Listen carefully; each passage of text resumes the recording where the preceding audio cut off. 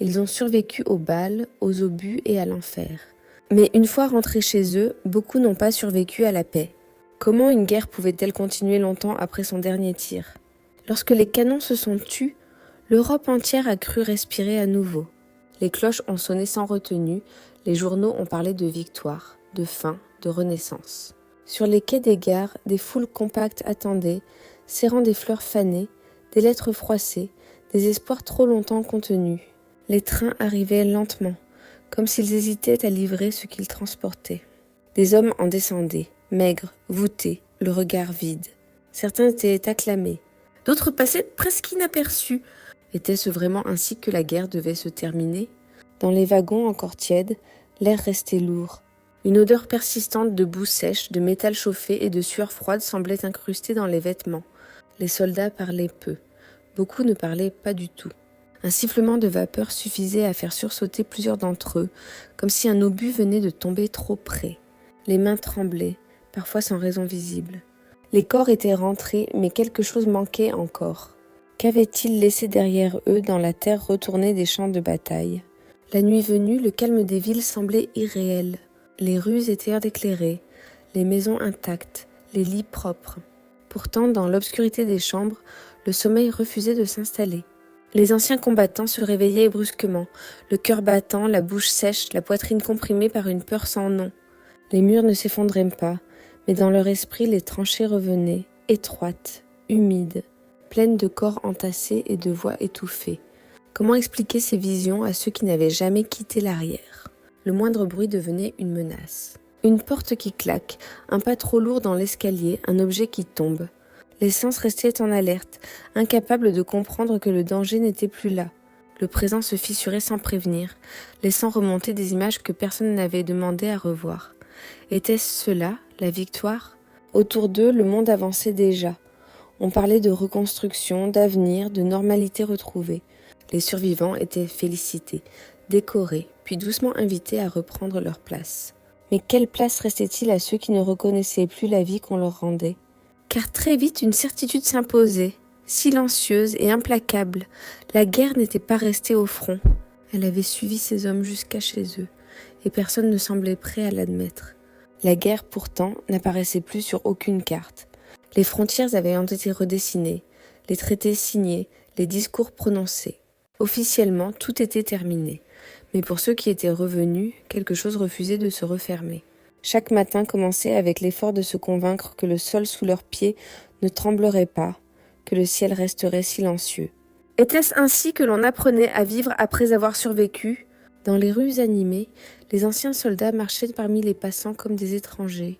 Les conversations parlaient de travail, de prix, de projets, des mots simples, ordinaires. Eux écoutaient sans vraiment entendre. Leur esprit se déplaçait ailleurs, glissant sans prévenir vers des paysages de boue et de barbelés. Un éclat de rire pouvait se transformer en cri, un feu d'artifice en bombardement. Pourquoi le monde semblait-il avoir oublié si vite ? À table, le silence s'installait souvent. Les familles attendirent des récits, des anecdotes héroïques, quelque chose qui donnerait un sens à l'absence, à l'attente interminable. Mais les mots se bloquaient dans la gorge. Comment raconter la peur permanente, la saleté, la faim, la mort omniprésente ? Comment expliquer qu'il n'y avait rien de glorieux dans ce qui avait été vécu ? Était-il seulement possible de transmettre l'indicible ? La nuit restait le moment le plus redouté. Le corps épuisé réclamait le repos, mais l'esprit refusait de lâcher prise. Les cauchemars revenaient, précis, cruels. Les visages des camarades disparus apparaissaient dans l'obscurité, figés dans leur dernier souffle. Certains entendaient encore les ordres hurlés sous les explosions, d'autres ressentaient la pression de la terre s'effondrant sur eux. Pourquoi ces souvenirs refusaient-ils de rester enterrés ? Le matin, les traits étaient tirés, les regards fuyants. Beaucoup tentaient de cacher leur fatigue, leur nervosité, leur malaise. La société n'attendait pas des hommes brisés, mais des survivants solides, capables de reconstruire sans se plaindre. Reconnaître sa souffrance, c'était risquer d'être perçu comme faible. Alors ils se taisaient. Combien de douleurs ont été étouffées ainsi ? Certains cherchaient à se noyer dans le travail, les journées s'allongeaient, les gestes devenaient mécaniques. D'autres trouvaient refuge dans les cafés, les verres alignés comme une tentative désespérée de faire taire les images. L'alcool brûlait la gorge, engourdissait l'esprit, mais au réveil, tout revenait. Était-ce une fuite ou une autre forme de combat? Les autorités, elles, parlaient de fatigue nerveuse, parfois de manque de volonté. Il n'existait pas encore de mots pour décrire cette guerre intérieure. Les blessures visibles recevaient des médailles. Les autres étaient ignorées. Comment soigner ce que l'on refuse de nommer? Peu à peu, un sentiment sourd se répandait parmi ces hommes. Ils avaient survécu par hasard. D'autres, plus forts, plus jeunes, plus courageux, étaient restés là-bas. Cette pensée revenait sans cesse, implacable. Pourquoi eux? Pourquoi pas les autres? Et cette question, sans réponse, commençait à peser plus lourd que n'importe quel sac de combat. La culpabilité s'installait lentement, comme une brume qui ne se dissipe jamais complètement. Elle ne criait pas, elle murmurait. À chaque rire échappé, à chaque moment de répit, une voix intérieure rappelait les absents. Ceux qui n'avaient pas eu la chance de rentrer, ceux dont les corps reposaient loin, sous des croix anonymes ou sans aucune trace. Avait-on le droit de vivre quand d'autres n'en avaient pas eu l'occasion? Dans les rues reconstruites, certains anciens combattants s'arrêtaient devant les vitrines sans vraiment les voir. Le reflet qu'ils apercevaient parfois les surprenait. Ce visage durci, vieilli, ne correspondait pas à celui qu'ils avaient laissé en partant. Le temps de la guerre semblait s'être condensé en quelques années, laissant des marques profondes. Qui étaient-ils devenus pendant que le monde continuait sans eux? Les relations avec les proches se fragilisaient. Les gestes tendres devenaient maladroits, les paroles maladroites aussi. Un regard mal interprété, une remarque innocente pouvait déclencher une colère soudaine ou un retrait glacial.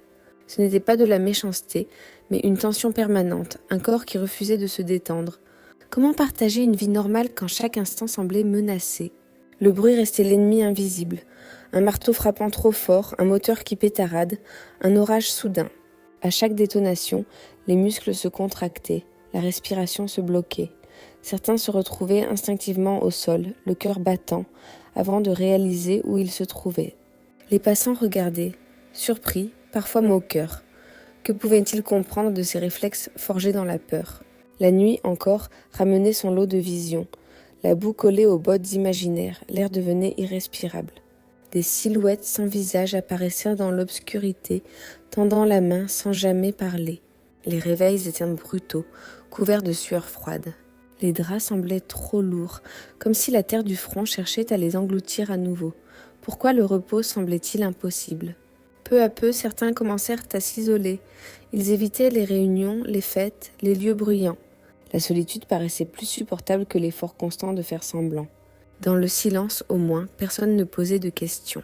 Mais le silence avait aussi ses pièges. À quoi pensaient-ils quand plus rien ne venait distraire leurs souvenirs? Les institutions, débordées, n'offraient que peu de soutien. Les pensions étaient maigres, les démarches complexes. Beaucoup se sentaient abandonnés, utilisés puis oubliés. La reconnaissance officielle ne compensait pas l'indifférence quotidienne. Était-ce le prix à payer pour être revenu vivant? Dans certaines familles, l'incompréhension grandissait. Les proches voulaient aider, mais ne savaient pas comment. Les mots semblaient toujours insuffisants ou maladroits. Les anciens soldats se refermaient davantage, persuadés qu'aucune explication ne serait jamais comprise. Était-il encore possible de se sentir à sa place parmi les vivants? Et tandis que les années passaient, une vérité devenait de plus en plus évidente. Le danger n'était plus à l'extérieur. Il se trouvait désormais à l'intérieur, silencieux, patient, prêt à frapper quand on s'y attendait le moins. Avec le temps, la frontière entre le passé et le présent devenait floue. Les souvenirs ne restaient plus à leur place. Ils s'imposaient au milieu d'une journée ordinaire, sans prévenir. Un visage croisé dans la rue pouvait se transformer, l'espace d'une seconde, en celui d'un camarade disparu. Une odeur de terre humide suffisait à faire basculer l'esprit vers un autre temps, un autre lieu. Était-il possible d'échapper à ce retour constant? Certains tentaient de mettre des mots sur ce qu'ils ressentaient. Ils écrivaient des lettres qu'ils n'envoyaient jamais, noircissaient des carnets, raturaient des phrases trop proches de la vérité. L'encre devenait un refuge fragile. D'autres refusaient toute introspection, redoutant ce qu'ils pourraient découvrir s'ils s'arrêtaient un instant. Était-il plus dangereux de se souvenir ou d'oublier? Dans les villages et les quartiers, la patience des proches s'effritait. Les crises de colère, les silences prolongés, les absences mentales devenaient difficiles à accepter. On parlait de caractère, de mauvaise volonté, parfois d'ingratitude. Peu comprenaient que ces réactions étaient des mécanismes de survie hérités du front. Pourquoi la souffrance invisible suscitait-elle si peu de compassion? La honte s'installait à son tour. Honte de ne pas être à la hauteur, de ne pas correspondre à l'image du héros attendu. Honte de trembler, de pleurer, de perdre le contrôle pour un détail insignifiant. Beaucoup se forçaient à sourire, à jouer un rôle, jusqu'à l'épuisement. Combien de masques pouvaient-ils encore porter ? Dans les lieux publics, certains se plaçaient toujours dos au mur, scrutant les sorties, évaluant les visages. Le danger pouvait surgir de n'importe où, même si la raison savait que la guerre était finie. Le corps, lui, ne l'avait pas compris. Comment convaincre ses propres instincts que la menace avait disparu ? La solitude devenait parfois un choix délibéré. Mieux valait s'éloigner que risquer de blesser ceux qu'on aimait. Les maisons se vidaient peu à peu, les liens se distendaient. Les anciens combattants erraient entre deux mondes, ni vraiment dans la guerre, ni totalement dans la paix. Où pouvaient-ils encore appartenir ? Les nuits sans sommeil s'accumulaient, les journées devenaient floues, sans relief. Certains perdaient la notion du temps, confondant les souvenirs récents et anciens. La fatigue rendait tout plus lourd, plus sombre. La paix, censée être un soulagement, se transformait en épreuve quotidienne. Était-ce cela, la récompense pour avoir survécu ? Peu à peu, une pensée dangereuse s'insinuait. Une idée que beaucoup repoussaient, mais qui revenait sans cesse, insistante. Et si la seule façon de faire taire cette guerre intérieure était de disparaître à son tour ? Cette idée, d'abord fugace, prenait parfois une place inquiétante. Elle apparaissait dans les moments de fatigue extrême au cœur des nuits blanches, lorsque le silence devenait trop lourd à porter. Ce n'était pas toujours un désir de mourir, mais plutôt celui d'arrêter, arrêter de se souvenir, arrêter de lutter. Était-ce une faiblesse ou une conséquence inévitable de ce qu'ils avaient vécu ? Certains cherchaient encore de l'aide, timidement. Ils se rendaient dans des bureaux administratifs, des hôpitaux, des institutions qui n'étaient pas préparées à les entendre. On leur parlait de discipline, de volonté, de patience. On minimisait leur détresse, on leur conseillait de penser à autre chose. Comment guérir quand personne ne reconnaissait la blessure ? Dans les familles, l'inquiétude grandissait. Les proches observaient ces hommes s'éteindre lentement, sans comprendre comment les atteindre. Les repas devenaient rares, les conversations inexistantes. Parfois, une absence prolongée suffisait à alerter. Parfois, il était déjà trop tard. Combien de signaux ont été ignorés ?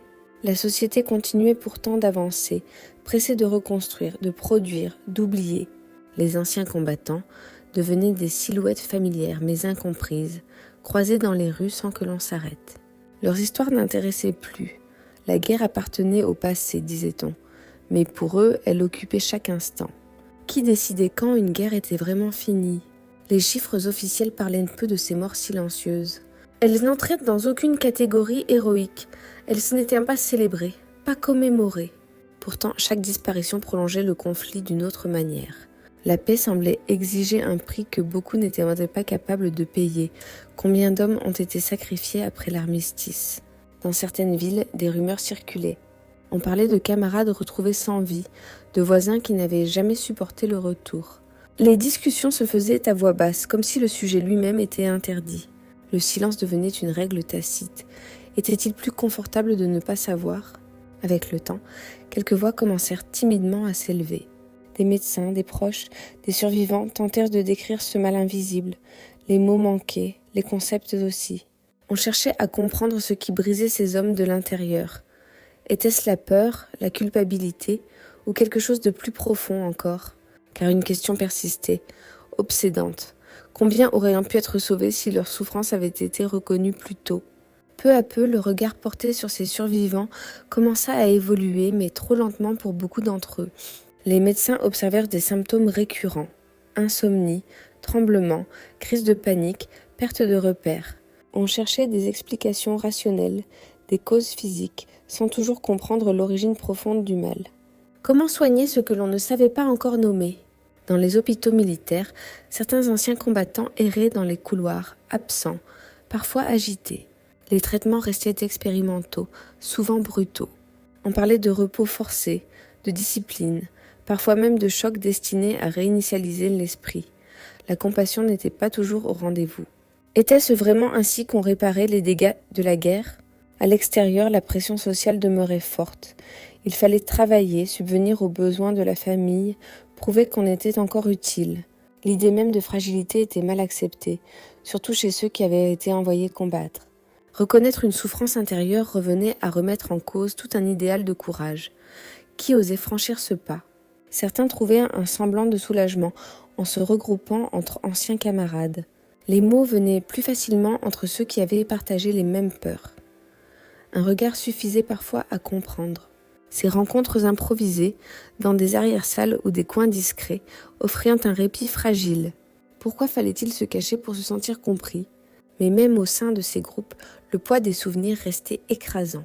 Les récits ravivèrent parfois les images au lieu de les apaiser. La frontière entre soutien et replongée était mince. Chacun avançait à tâtons, sans mode d'emploi. Était-il possible de se reconstruire collectivement quand chacun portait ses propres ruines? Les années passaient, et avec elles disparaissaient peu à peu les témoins directs. Certains s'éteignaient naturellement, d'autres plus brutalement.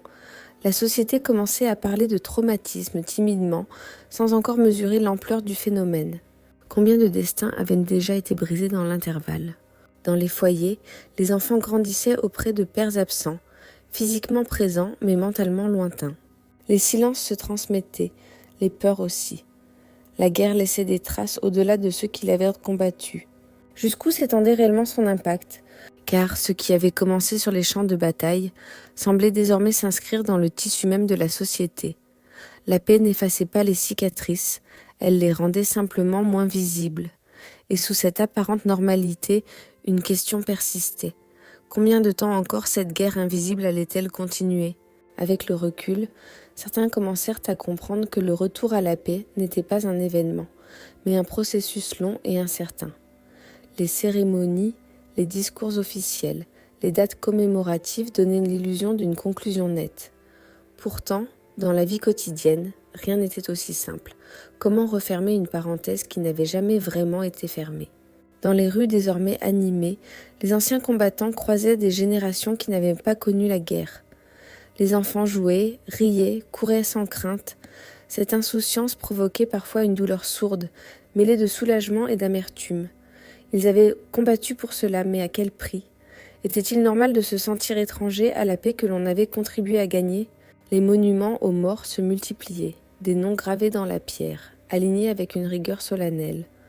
On s'y recueillait, on y déposait des fleurs, mais beaucoup de survivants ne s'y reconnaissaient pas. Leur combat ne figurait nulle part. Les blessures qu'ils portaient n'avaient pas de place sur ces monuments, qui rendaient hommage à ceux qui continuaient de lutter en silence. Certains tentèrent de transmettre leur expérience par nécessité plus que par volonté. Ils parlèrent dans des écoles, écrivaient quelques lignes, répondaient à des questions maladroites. Souvent, ils s'arrêtèrent avant la fin, incapables d'aller plus loin. Les mots manquaient toujours. Comment raconter une guerre intérieure sans la faire revivre? Avec le temps, les sociétés commencèrent à admettre que la souffrance ne s'arrêtait pas avec le dernier coup de feu. De nouveaux termes apparurent, de nouvelles approches aussi. Mais ces avancées arrivaient tard, trop tard pour ceux qui n'avaient pas tenu. Combien auraient pu être aidés si cette compréhension avait existé plus tôt? Dans certaines familles, un apaisement fragile s'installait. Les silences devenaient moins lourds, les colères moins fréquentes. Mais rien n'était jamais complètement effacé. Les souvenirs restaient là, prêts à ressurgir. La paix n'était pas l'absence de guerre, mais une coexistence avec ses traces. Était-ce cela, apprendre à vivre avec le passé? Au fil des décennies, les témoins directs se faisaient rares. Leurs récits devenaient des archives, des documents, des objets d'étude. La souffrance se transformait en concept. Mais derrière les mots savants, il y avait eu des vies réelles, des combats invisibles. Le risque de l'oubli revenait, insidieux. L'histoire allait-elle à nouveau simplifier ce qui avait été si complexe? Car si la guerre avait un début clair, sa fin, elle, semblait toujours discutable. Et peut-être que la véritable question n'était pas de savoir quand elle s'était terminée, mais si elle s'était réellement terminée pour tous. Avec les années, la mémoire collective commença à se transformer. La guerre devint un chapitre dans les livres, une date à retenir, une suite d'événements ordonnés. Les images se figèrent, perdant leur odeur, leur bruit, leur peur. Pour beaucoup, elles n'étaient plus qu'un passé lointain. Mais pour ceux qui l'avaient traversé, rien n'était jamais vraiment figé. Comment accepter que ce qui avait bouleversé toute une vie devienne un simple résumé? Dans les foyers, certains anciens combattants vieillissaient dans le silence. Leur corps portait encore des séquelles visibles, mais leurs esprits restaient le champ de bataille le plus éprouvé. Les nuits sans sommeil continuaient, même lorsque les forces diminuaient. Les souvenirs ne vieillissaient pas, eux. Pourquoi semblaient-ils parfois plus présents encore avec le temps? Les proches apprenaient à reconnaître les signes. Un regard qui se perdait, une main qui tremblait, une absence soudaine au milieu d'une conversation. On évitait certains sujets, certaines dates. La guerre dictait encore le rythme, discrètement. Était-il possible de tourner la page quand le livre refusait de se fermer? Dans l'espace public, la reconnaissance progressait lentement. On parlait désormais de traumatisme durable, de blessures psychiques. Des mots nouveaux tentèrent de réparer une incompréhension ancienne. Mais ces mots arrivaient souvent trop tard pour soulager ceux qui avaient porté seuls ce fardeau pendant des décennies. À quoi servait la reconnaissance quand tant de vies avaient déjà été marquées? Certains survivants trouvaient malgré tout une forme de paix relative. Pas un oubli, mais une acceptation fragile. Ils parlaient au moins de la guerre, mais pensèrent davantage à ce qu'elle avait laissé derrière elle. Ils observaient le monde avec une lucidité parfois douloureuse, conscients de la fragilité de toute normalité. Cette paix-là gagnée de haute lutte était-elle enfin méritée? D'autres, au contraire, semblaient s'enfoncer davantage avec l'âge. La solitude, la perte des proches, le sentiment d'avoir été dépassé par le temps ravivaient les anciennes peurs. Le passé redevenait un refuge paradoxal, car au moins il était connu. Pourquoi le présent paraissait-il parfois plus effrayant que les souvenirs? La guerre avait laissé des traces profondes, visibles et invisibles, bien au-delà des champs de bataille. Elle avait façonné des générations, influencé des familles entières, modelé des silences transmis sans mots. Son impact dépassait largement ceux qui avaient importé l'uniforme. Où commençait et où finissait réellement cette histoire? Car à mesure que les témoins disparaissaient, une responsabilité silencieuse apparaissait, celle de comprendre, de reconnaître, de ne pas réduire ces vies à de simples statistiques. La paix, pour être réelle, devait aussi inclure cette mémoire. Était-on prêt à l'assumer pleinement? À mesure que le temps effaçait les visages, une question demeurait, insistante. Que restait-il réellement de ces hommes qui avaient non survécu à la bataille, mais pas toujours à la paix? Leurs histoires se dispersaient, fragmentées, parfois réduites à quelques phrases dans des dossiers administratifs ou à des souvenirs familiaux transmis à demi-mot. Était-ce ainsi que s'éteignait leur combat? Les archives conservèrent des chiffres, des dates, des diagnostics approximatifs. Elles tentèrent de mettre de l'ordre dans ce qui avait été chaotique, mais aucune statistique ne pouvait traduire l'angoisse d'une nuit sans sommeil, ni le poids d'une culpabilité persistante. La guerre intérieure échappait au classement. Comment quantifier une souffrance qui ne se voyait pas? Dans certaines familles, des questions restaient sans réponse. Un grand-père taciturne, un père distant, un oncle disparu trop tôt. Les générations suivantes ressentèrent parfois une tristesse diffuse, une inquiétude inexpliquée. La guerre avait laissé des traces qui se transmettaient sans mots, par les silences et les non-dits. Jusqu'où ces héritages invisibles pouvaient-ils se prolonger? Les historiens commencèrent à s'y intéresser plus sérieusement. Ils parlaient de traumatismes durables, d'effets à long terme, de vies brisées après le retour. Ces analyses apportaient une forme de reconnaissance tardive, mais elles ne pouvaient réparer ce qui avait déjà été perdu. La compréhension arrivait toujours après la souffrance. Était-ce une fatalité de l'histoire? Dans l'espace public, les récits se simplifiaient encore. On retenait les batailles, les stratégies, les dates clés. Les destins individuels se diluaient dans une narration plus large. Pourtant, c'était dans ces trajectoires silencieuses que se trouvait une autre vérité de la guerre. Était-on prêt à l'entendre? Car survivre ne signifiait pas toujours vivre. Beaucoup avaient continué par devoir, par habitude, sans jamais retrouver un véritable élan. Leur existence était marquée par une vigilance constante, une méfiance envers le calme. La paix n'était pas synonyme de sécurité, mais d'incertitude. Comment réapprendre à faire confiance au monde? À mesure que ces hommes disparaissaient, une urgence se faisait sentir, celle de raconter autrement, de ne pas réduire la guerre à ses combats, mais d'y inclure ses conséquences durables. La mémoire devait s'élargir, intégrer ses vies fragiles, ses fins discrètes. Était-il encore temps de changer le récit? Car si l'histoire oubliait ceux qui n'avaient pas su survivre à la paix, elle risquait de répéter la même indifférence. Et peut-être que la véritable leçon de ces destins brisés se trouvait précisément là. Car au bout du compte, ces vies ne demandaient ni glorification excessive, ni oubli confortable. Elles demandaient à être comprises, comprendre que la guerre ne s'arrête pas lorsque les armes se taisent, mais lorsqu'elles cessent de hanter ceux qui y ont été plongés. Combien de conflits ont officiellement pris fin sans jamais vraiment se terminer pour ceux qui les ont vécus? La paix telle qu'elle avait été proclamée reposait sur une illusion de normalité. Elle exigeait le silence, l'adaptation, la rapidité du retour à l'ordre.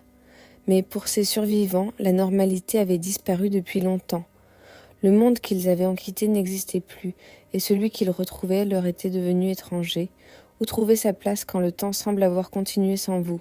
Reconnaître cette réalité, c'est accepter que les conséquences de la guerre dépassent largement les champs de bataille. Elles s'inscrivent dans les corps, les esprits, les familles, parfois sur plusieurs générations. Les morts ne sont pas toujours tombés sous les balles. Certains se sont éteints lentement, rongés par ce qu'ils avaient vu, par ce qu'ils n'avaient jamais pu dire. Pourquoi ces morts-là restent-elles si difficiles à reconnaître? Aujourd'hui encore, leurs histoires nous résonnent. Elles rappellent aux gens que survivre n'est pas une fin en soi, et que la véritable épreuve commence parfois après. Elles interrogent notre manière de raconter les conflits, de mesurer leur coût réel, humain, invisible. Sommes-nous prêts à regarder au-delà des victoires et des dates? Car se souvenir de ceux qui ont survécu à la bataille mais pas à la paix, c'est élargir notre compréhension de la guerre. C'est admettre que la responsabilité collective ne s'arrête pas avec un armistice. La paix véritable exige du temps, de l'écoute et une reconnaissance sincère de ces blessures silencieuses. Et peut-être que la question la plus dérangeante reste celle-ci.